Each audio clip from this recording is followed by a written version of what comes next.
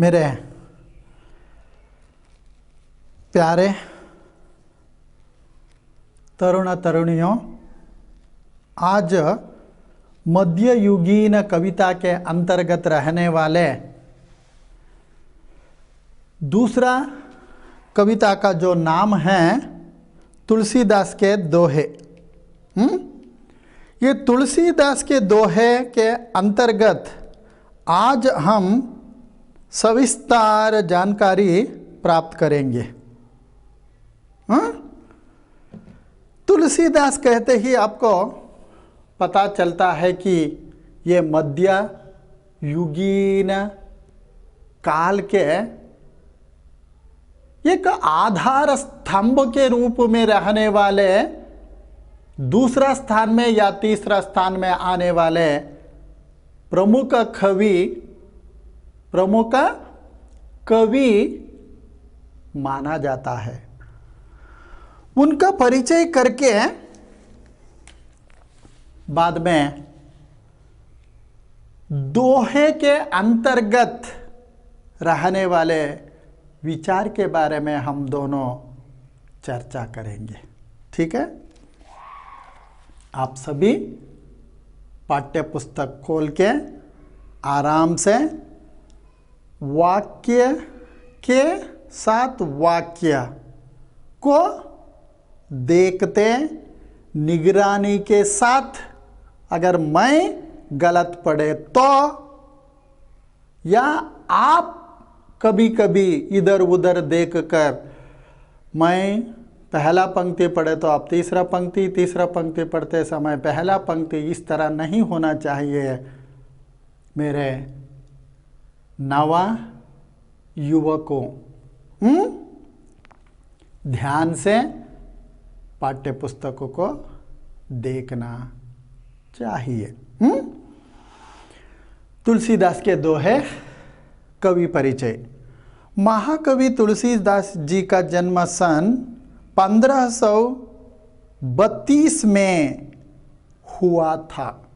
1532 1532 ईस्वी में, यानी सन। आप राम भक्ति शाखा के सर्वश्रेष्ठ रचनाकार माने जाते हैं। आपके पिता का नाम आत्माराम दुबे और माता का नाम हुलसी था। आपके गुरु बाबा नारा हरिदास थे। आपके आराध्य देव श्री रामचंद्र थे और लोकमंगल भावना आपके काव्य का सिद्धांत रहा। आपने अन्यान्य काव्य शैलियों का प्रयोग करते हुए कई रचनाएं हिंदी साहित्य जगत को समर्पित की। आपकी मृत्यु सन 1623 ईस्वी में हुई। मैं क्यों रुक रुक कर कह रहा हूं मेरे नवा युवक युवतियों, हिंदी संख्या को कहना चाहिए। यानी हिंदी में 23 को क्या कहते हैं, ये आप भी इसी तरह कहने के बारे में अभ्यास करना चाहिए। नहीं तो अलग अलग तरीके से कहने वाले लोग हैं, मगर वैसा हिंदी भाषा में नहीं कहने का है। इसलिए 23 ही कहना चाहिए। दूसरा, भाषा के अंतर्गत आम जनता यानी व्यावहारिक हिंदी के अंतर्गत हम अलग अलग तरह कह सकते हैं, मगर ऐसा कहना अच्छा नहीं। रामचरितमानस, विनय पत्रिका, कवितावली, गीतावली, जानकी मंगल और दोहावली आपकी सर्वश्रेष्ठ रचनाएं मानी जाती हैं। आपका अवधि और ब्रज भाषा पर समान अधिकार था। किसको?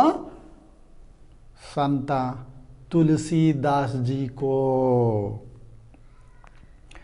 प्रस्तुत यानी अभी हम दोनों पढ़ने वाले हैं, यानी जानकारी को प्राप्त करने वाले हैं ना, वो प्रस्तुत दोहों में राम भक्ति, नीति, सदाचार, विनय, दान एवं जीवन के समस्त पक्षों पर प्रकाश डाला गया है। मेरे तरुण तरुणियों, जरा समझिए, अभी पढ़ने वाले दोहा में क्या क्या विचार हो सकते हैं। पहले राम भक्ति, दूसरा है नीति, तीसरा है सदाचार, चौथा है विनय के साथ आगे बढ़ना, और दान एवं जीवन के समस्त पक्षों पर प्रकाश डाला गया है। समस्त, आम, हर तरह के अंतर्गत रहने वाले पहलुओं, जीवन के दिशा या दशा के अंतर्गत रहने वाले विचारों के अंतर्गत प्रकाश डाला गया है। हाँ?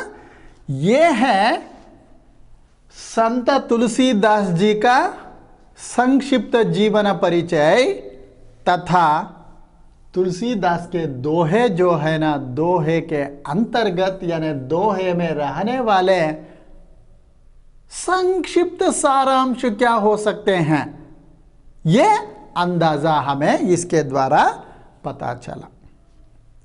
अभी छात्र छात्राएं और ध्यान से सुनना या अवलोकन करते आगे बढ़ना चाहिए। हाँ? एक भरोसा, एक बल, एक आस विश्वास, स्वाति सलिल रघुनाथ जसा चातक तुलसीदास। जगते चाह जगते राह 36 हैं, रामचरण चाहतीन। तुलसी दे को विचार हिया, है यह मतौ प्रवीण। तुलसी संत सुअंबतरु, फूली फल ही परहेत। इतते ये पाहन हनत, उतते वे फल देत। तुलसी काया खेत है, मनसा भयौ किसान। पाप पुण्य दोवु बीज हैं, बुवई सो लुनई निदान। मधुर बचन ते जात मिटै, उत्तम जन अभिमान। तनक शीत जलसौ मिटै, जैसे दूध उफान।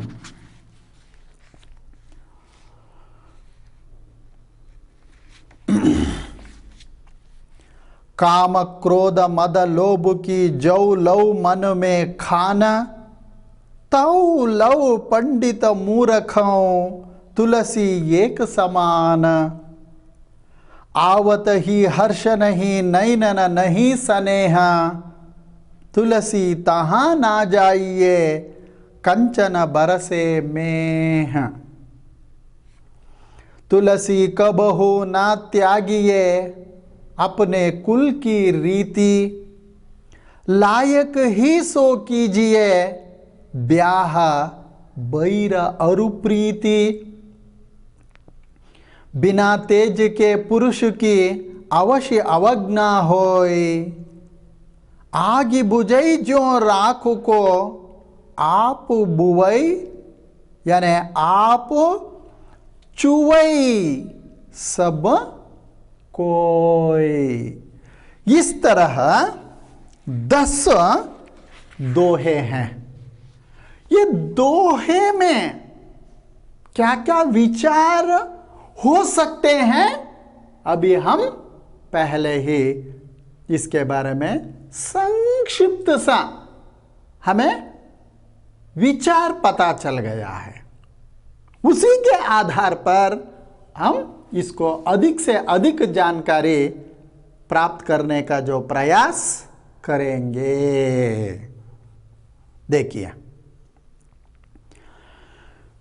एक भरोसो, एक बल, एक आस विश्वास। अगर हम या आप या आम जनता इसी तरह भरोसे, बल, आस, विश्वास एक ही तरह रहना चाहिए। कैसे? नीचे पंक्ति में देखिए, स्वाति सलिल रघुनाथ जस। देखिए, स्वाति सलिल रघुनाथ जस चातक तुलसीदास। स्वाति, स्वाति नामक बारिश, सलीला पानी, रघुनाथ श्री राम जैसा जिसके चातक है तुलसीदास। उसका मतलब है जैसे भरोसे, बल, विश्वास, आशा के साथ चातक पक्षी स्वाति वर्षा के पहले बूंद को, आप समझना चाहिए, पहले बूंद को ही पीने के लिए किस तरह इंतजार में रहेगा, उसी तरह तुलसीदास श्री रामचंद्र के जो मिलन या उसकी आशा, भरोसे से, विश्वास से, वो भी चातक पक्षी के जैसे निरीक्षण या आस्था के साथ उसका आगमन को देख रहा है। शायद समझ में आया होगा मेरे छात्रों।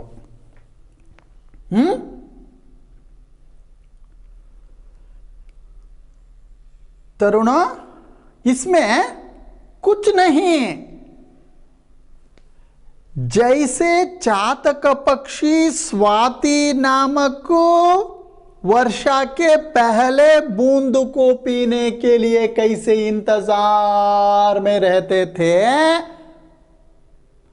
उसी तरह तुलसीदास रघुनाथ यानी श्री राम जो है उसके जो निरीक्षण में है। हाँ, दूसरा पंक्ति देखिए, यानी दोहा। जगते रह 36, 36 यानी 36। रामचरण चाहतीन, तुलसी दे को विचार हिया, है यह मतो प्रवीण।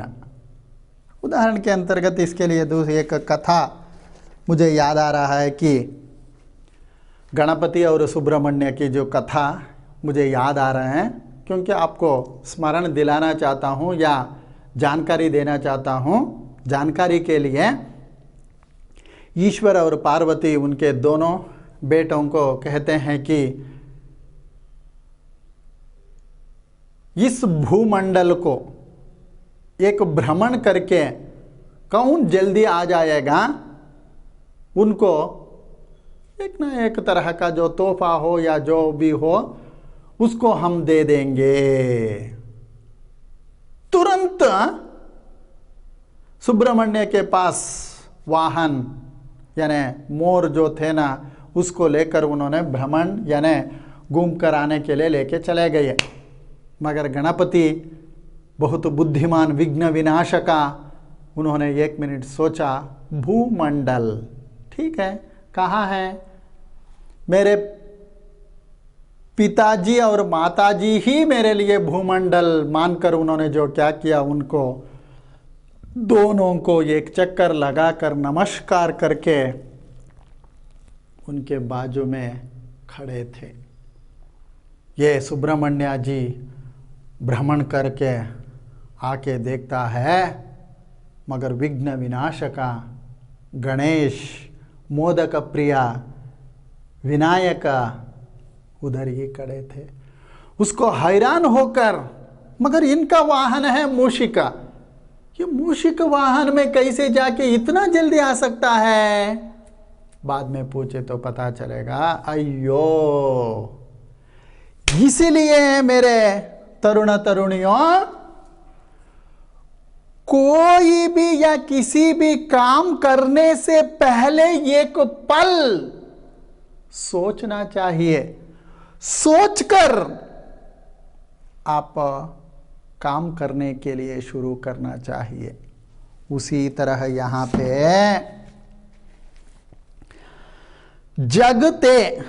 जग में रह रहे हैं 36 तरह के,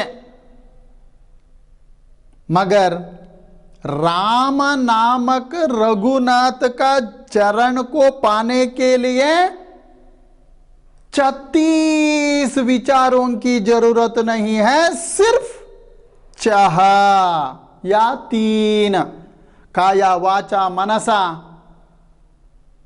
शुद्ध निर्मला मन से हम स्मरण करने से काफी है।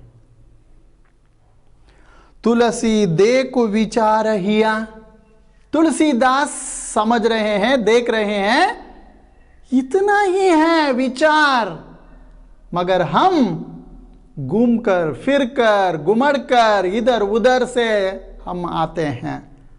उस तरह आने की जरूरत नहीं है मेरे प्यारे तरुण तरुणियों।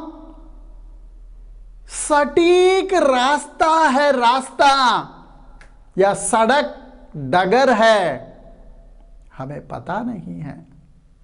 उसको पता करने के लिए 36 की आवश्यकता नहीं है, चाह या 3 विचार की जो आवश्यकता है। काया वाचा मनसा या 6 इंद्रियां जो है ना, उसको निग्रह में रखकर यानी नियंत्रण में रखने से काफी है। श्री राम नामक चरण को हम छू सकते हैं। तुलसी देखो विचार हिया है यह मतौ प्रवीणा। इस विचार को जो समझकर समाज में आगे बढ़ेगा उनको कहते हैं प्रवीण, पंडित, बहुत बुद्धिमान कह सकते हैं। इसलिए छात्रों, फर्स्ट रैंक या 90 या 95 मार्क्स जो लेते हैं वो दिन में 7-8 घंटे नहीं पढ़ते। वो क्या करते हैं, क्लास या कक्षा में जो भी पढ़ाते हैं उसको बहुत ध्यान से सुनते हैं। घर में जाके एक बार अवलोकन करते हैं, यानी ग्लांस करते हैं बस। और जरूरत पड़े तो उसको की नोट्स बनाकर रखते हैं। देखिए, इसके बदले कभी कभी हम क्या करते हैं, सुबह से दोपहर तक, दोपहर से शाम तक, शाम से रात तक, रात से सुबह तक कभी कभी पढ़ना पड़ता है। देखिए वो कैसे पढ़ते थे, हम कैसे पढ़ रहे हैं, इस तरह तुलना करके जो अगर शुरू शुरू में हमें बहुत मुश्किल होता, पढ़ना चाहिए वैसा। पढ़कर उस सूक्ष्माति सूक्ष्म विचारों को समझकर थोड़ा सिर के ऊपर जो रहने वाला बोझ उसको कम करके पढ़ने की राह को ढूंढकर जो आगे बढ़ेगा उसी को कहते हैं तुलसीदास प्रवीण, यानी प्रवीण, पंडित, बहुत बुद्धिमान। आप भी अगर बुद्धिमान होना है तो तुलसीदास का जो विचार को अपने जीवन में अपनाइए। तुलसी संत सुअंबतरु फूली फल ही परहेत, इतते ये पाहन हनत, उतते वे फल देत। कितना बढ़िया दोहे है, देखिए ये दोहा है। तुलसी दास कह रहे हैं, यानी संत को तुलना कर रहे हैं सुअंबतरु। सुअंबतरु, सुअंब मतलब है आम वृक्ष, मैंगो ट्री। अगर बहुत सरल कहना है तो सारे के सारे संत जो है ना, वो संत आम वृक्ष के जैसे। आम जो वृक्ष में फल हो, फूल हो, खुद आम वृक्ष खाते हैं या पीते हैं क्या? नहीं है। वो सभी परहित हेत, दूसरों के लिए, समाज में रहने वाले लोगों के लिए, अपना पास जो रहने वाले सभी चीजों को यानी वस्तुओं को देने के लिए निस्वार्थता के साथ कैसे है, उसी तरह संत। हम भी समाज में इसी तरह रहना चाहिए कि हमारे लिए कुछ नहीं रखना चाहिए, हमारे पास जो है, मगर जो है कहा ना, वो भी भगवान दिया हुआ है। वो हम अहमियत के साथ कहते हैं मैं कमाया, कमा कर रखा हुआ पैसा हो, अनाज हो या जो भी हो, कहते हैं मैं शब्द को दूर रखना, वैसा तुलसीदास कह रहे हैं। मैं के बदले हम, आप, मैं नहीं किया, भगवान करा रहे हैं, भगवान की कृपा से हो रहा है। इस तरह मानकर आगे बढ़ना मेरे तरुण तरुणियों। उदाहरण के अंतर्गत और एक शब्द में कहना है तो अपने अपने घर में रहने वाला माता जी कैसे सबका देखभाल करके बाद में वो नाश्ता हो, खाना हो, जो भी हो करती है ना, उसी तरह संत। हाँ, शायद समझ में आया होगा। और एक बार कहता हूं, सुनिए ध्यान से।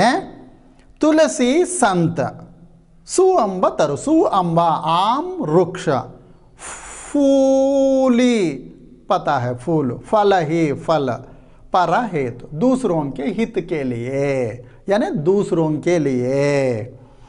हितते पाहन हनत, जैसे हम काला हो सफेद पत्थर जो रहते हैं ना, वो पत्थर को अगर एक मूल्य कीमत आना है तो उसमें एक तस्वीर रहना चाहिए। उसके लिए कितना आवश्यकता है, उतना मारपीट करके हाय उतते वे फल देता है ना, उतते वो फल देता। उदाहरण के अंतर्गत जैसा करोगे वैसा भरोगे, है ना। उसी तरह हम क्या करना चाहिए, जैसे आप किस मेहनत के साथ पढ़ते हैं वैसा फल जरूर आपको मिलेगा। ये तो दोहा के अंतर्गत कभी कभी कह सकते हैं मेरे नवा युवक युवतियों, मगर आजकल के दुनिया में ये जाति पैसे के वजह से इस तरह जो ईमानदारी के साथ पढ़े हुए छात्र छात्राएं अगर रहे तो भी उसको धोखा देकर ठग विद्या से काम पकड़ने वालों की संख्या अधिक है का है तो भी गलत नहीं होगा।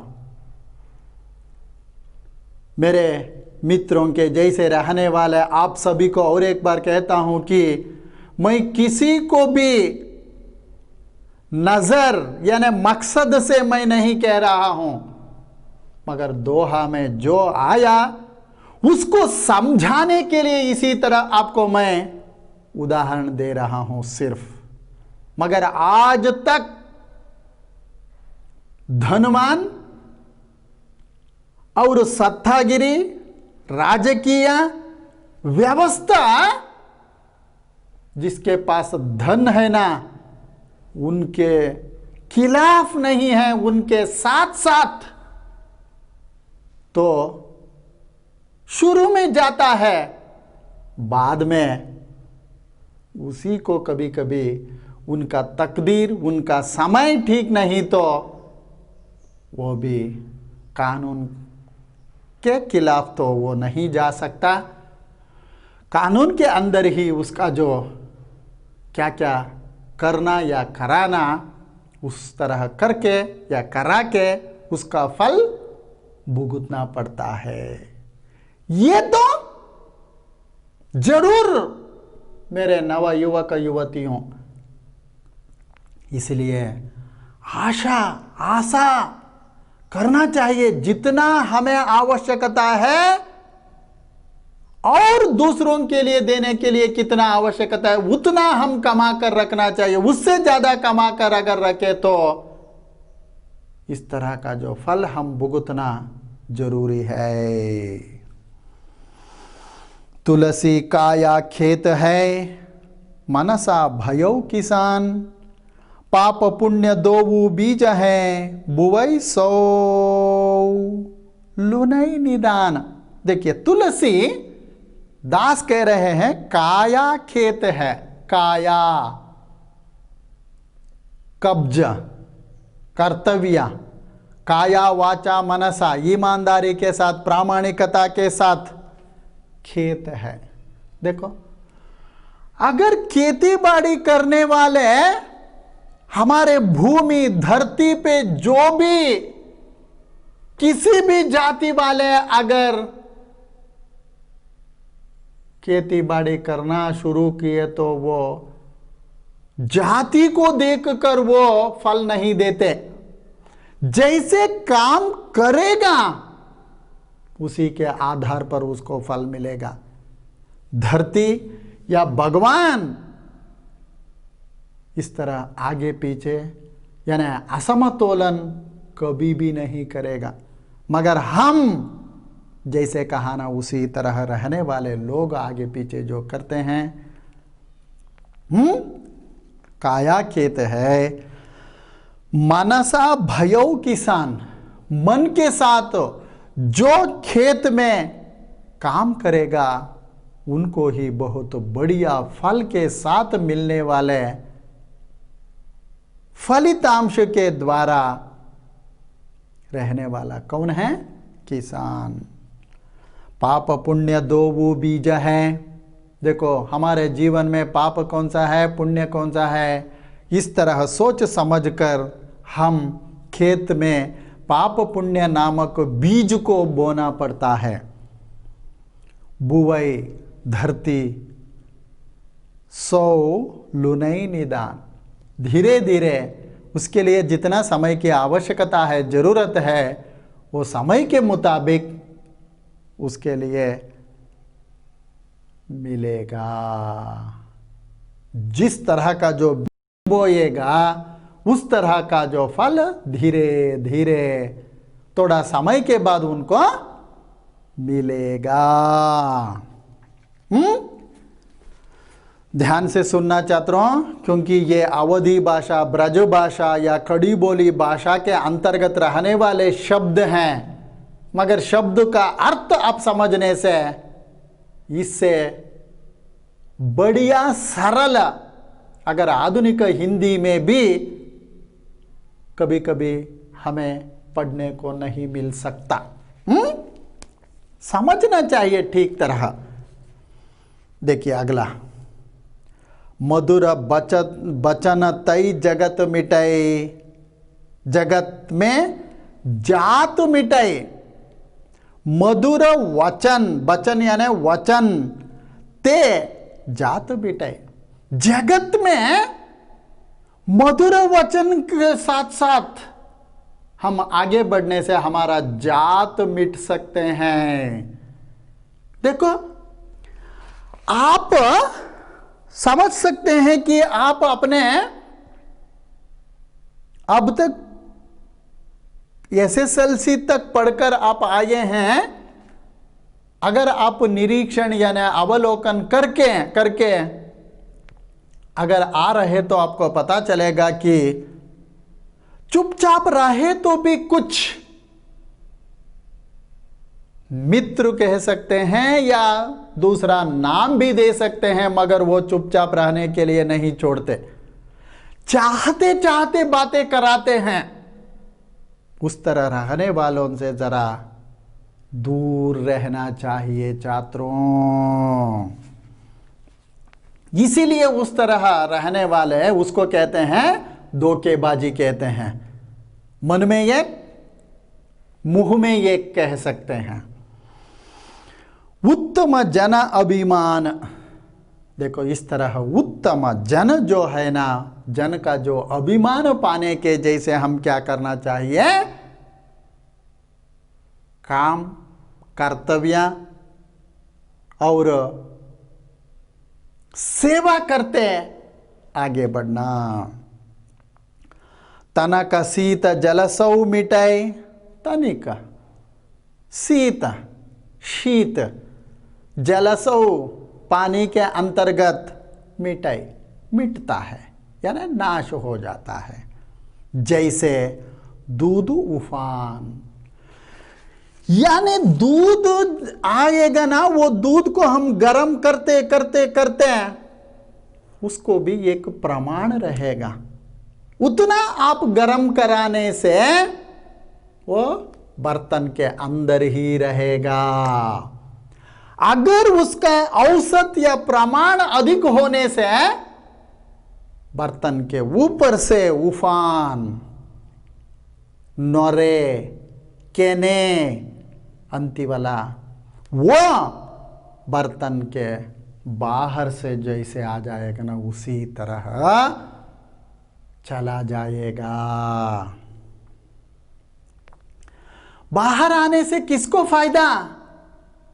इसलिए कहते हैं कुत्ता ना घर का ना घाट का, जो कहते हैं ना, चाहे हमारे लिए भी नहीं है। अगर हमारा गैस स्टोव पीते हैं क्या? नहीं है। वैसा ध्यान से हम क्या करना चाहिए, बहुत होशियारी के साथ इस तरह हम मधुरा वचन के साथ जीवन निर्वहन करते आगे बढ़ना या आगे बढ़ते जाना उचित है करके संत तुलसीदास जी हम सबको आंख खुलवा के इस तरह जाने से आपका भलाई होगा कह रहे हैं। जाते हैं या नहीं है आपके ऊपर निर्भर है। काम क्रोध मद लोभ की, देखिए इंद्रिया जो कहे ना, उसी तरह काम क्रोध मद लोभ, जौ लव मन में खान, इस तरह जो रह रहे हैं मन, हमारे मन में खान यानी खजाना या भंडार के जैसे काम भी है, क्रोध भी है, मद भी है और लोभ। काम दो अर्थों में इसको हम समझ सकते हैं। काम हर तरह का जो काम हो सकता है, मनुष्य के लिए जो जो जरूरत है, स्त्रीलिंग से पुल्लिंग, पुल्लिंग से स्त्रीलिंग के लिए जो जो परस्पर संबंध के साथ साथ आगे बढ़ने के लिए ये अनिवार्य है। क्रोध, गुस्सा, मद, अहम, लोभ, आशा। जो लव मन में खान, खान यानी खजाना के जैसे वो रहेगा। तो लव पंडित मूर्खो, अगर इसको किस तरह हम इस्तेमाल करते हैं उस तरह पंडित या मूर्ख हो सकते हैं या बन सकते हैं। तुलसी एक समान, इसीलिए तुलसीदास कह रहे हैं ये सबको हम एक समान रीति में लेके आगे बढ़ना चाहिए, नहीं तो पंडित मूर्ख भी हो सकता है, मूर्ख पंडित भी हो सकता है। अच्छा है मानकर खाने से अगर पेट के अंदर गए हुए खाना ठीक तरह हजम नहीं होने से बाद में क्या होगा?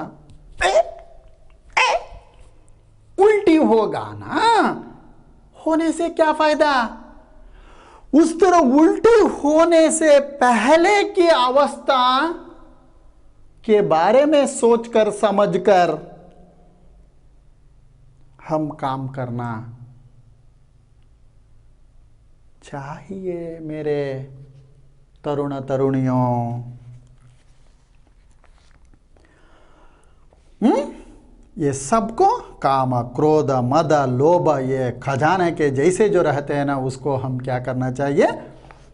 यानी सुख हो या दुख हो सब एक ही तरह, चाहे सुख में चाहे दुख में हम एक ही समान रहना चाहिए। दुख में तो हर आदमी तो अपने काबू में ही रहकर जो काम करते आगे बढ़ते हैं, मगर सुख में ही थोड़ा सा आपका अलग अलग तरह का जो विचार के साथ साथ बातें करना शुरू करते हैं। समझ में आया ना? ओके। पांचवा बेंच वाले ठीक तरह नहीं देख रहे हैं। देखो देखो, वो ध्यान से देख लो मेरे नवयुवकों। आवत ही हर्ष नहीं, नैनन नहीं स्नेह। आवत यानी आते ही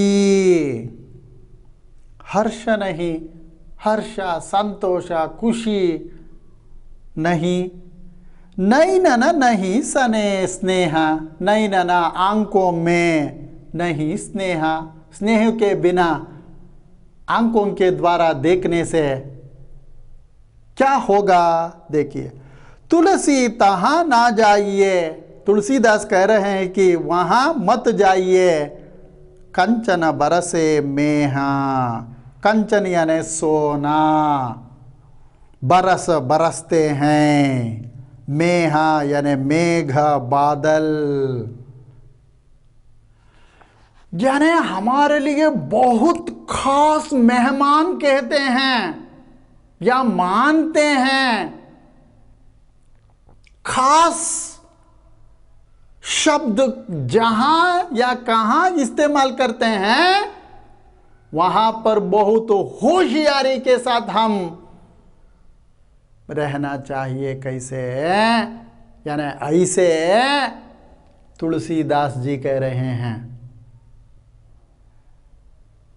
देखिए, इसलिए कन्नड़ा में ये कहते हैं कि अಳುವಾಗ ಯಾರೂ ಇಲ್ಲ, ನಗುವಾಗ ಎಲ್ಲರೂ ನೆಂಟರಂತೆ।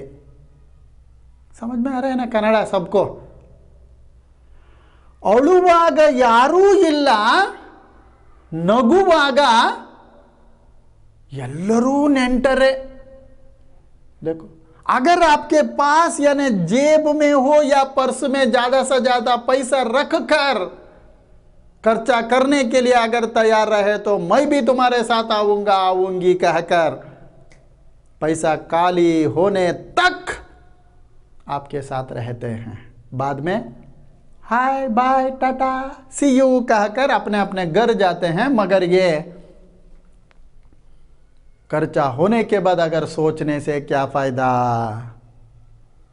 इसीलिए सुख दुख पैसा मान मर्यादा ये सभी आते जाते हैं। ये आने जाने वाले विचारों को सिर खराब करके ज्यादा से ज्यादा चिंता करके हम नहीं आगे बढ़ना। जरा होशियारी के साथ जिम्मेदारी के साथ कदम रख कर आगे बढ़िए, ऐसा संत तुलसीदास जी कह रहे हैं। तुलसी कबहू ना त्यागिए, तुलसीदास कह रहे हैं कबहू कभी भी ना नहीं त्यागिए, त्यागना। अपने कुल की रीति, अपने अपने कुल का रीति नीति ढंग रहन सहन आदि को कभी भी नहीं छोड़ना चाहिए, चाहे कितना भी मुश्किल का समय क्यों ना हो।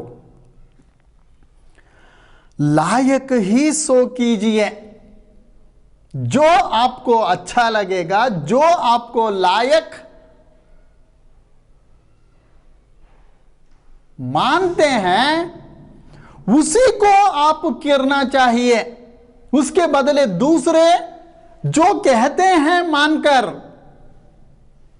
उस विचार का जो अनुसरण करते आगे बढ़ना अच्छा नहीं है करके तुलसीदास जी कह रहे हैं।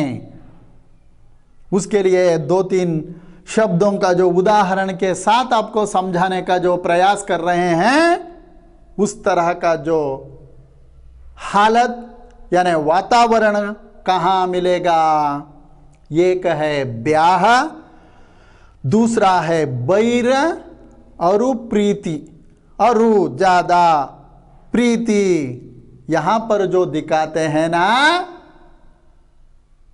यहां पर भी जरा सोच यानी निगरानी के साथ होशियारी के साथ रहना आवश्यकता है।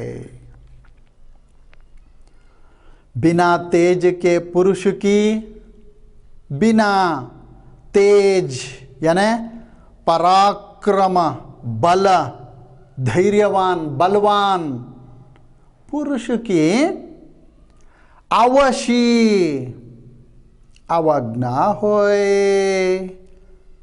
हाँ, अवशी अवज्ञा यानी अनादर उपेक्षा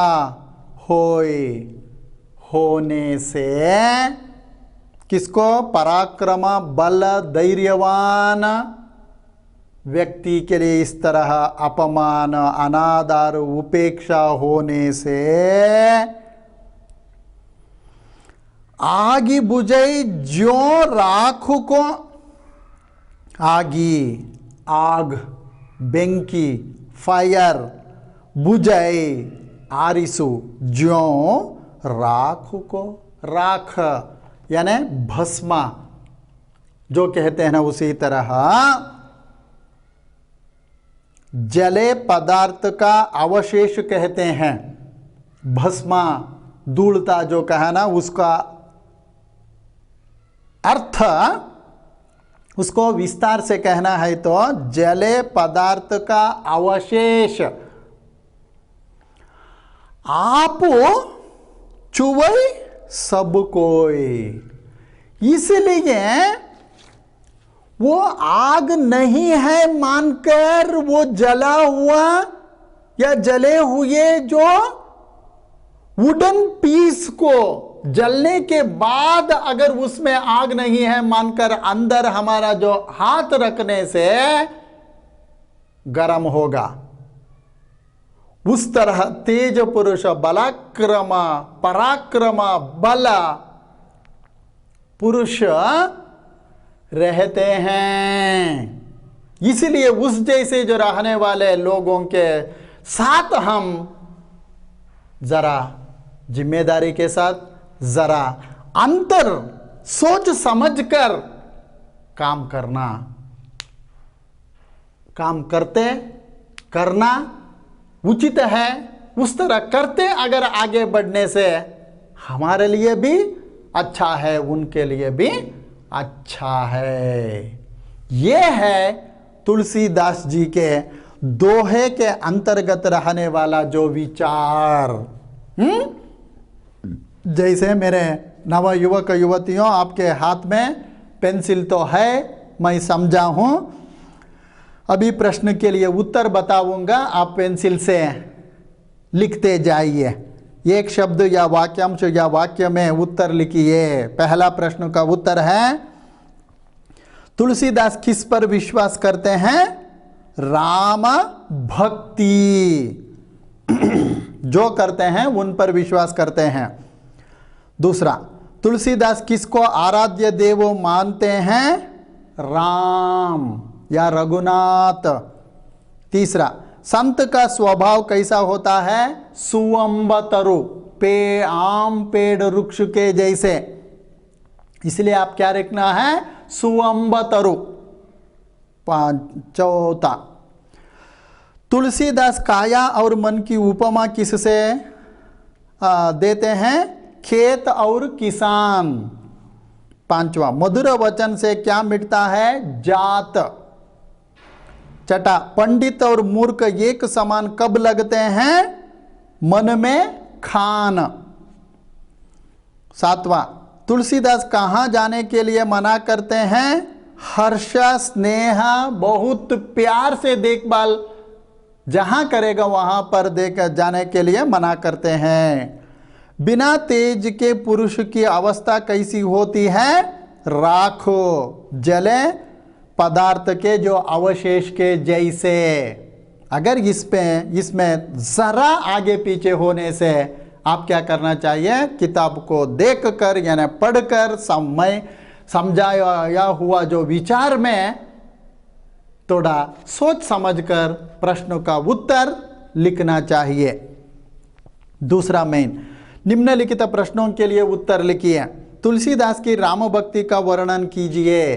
पहला जो पद यानी दोहा जो है ना, या दूसरा दोहा, ये दोनों दोहाओं में रहने वाला सारांश को पहला प्रश्न के लिए लिखना है।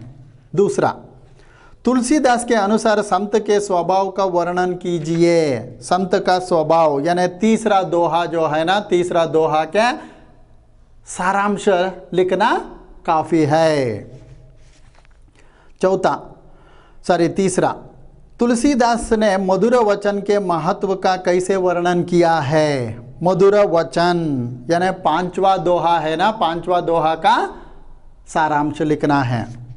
नेक्स्ट, चौथा, तुलसीदास के अनुसार मनुष्य के जीवन में संतोष धन का क्या महत्व है? संतोष धन,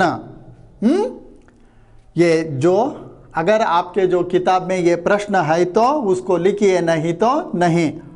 पांचवा, तुलसीदास कुल रीति के पालन करने के लिए संबंध में क्या कहते हैं? कुल, हमारा कुल को कबहू ना त्यागिए जो कहते हैं ना, दोहा संख्या 9 जो दोहा है ना उसका सारांश लिखना है। और तीसरा मेन, ससंदर्भ भाव स्पष्ट कीजिए। ये दो है, ससंदर्भ भाव कैसे लिखना है आपको मैं बता चुका हूँ। और एक बार कहता हूँ, पहले प्रसंग, बाद में संदर्भ, बाद में भाव स्पष्टीकरण और चौथा है विशेष। इस तरह आप भाव स्पष्टीकरण लिखकर अपना खास यानी नोट्स तैयार करके बढ़िया लिखकर आप तैयार करके रखना का काम आपका है। इसमें जो भी शक है तो आपको मैं दूर करने के लिए हमेशा तैयार रहूंगा मेरे तरुण तरुणियों। इसके साथ ये तुलसीदास के दोहे जो है ना, ये दोहे को समाप्त करने का अनुमति आपसे मैं लेना चाहता हूं। आप दे दिए हैं मानकर इस कक्षा को समाप्त करूंगा।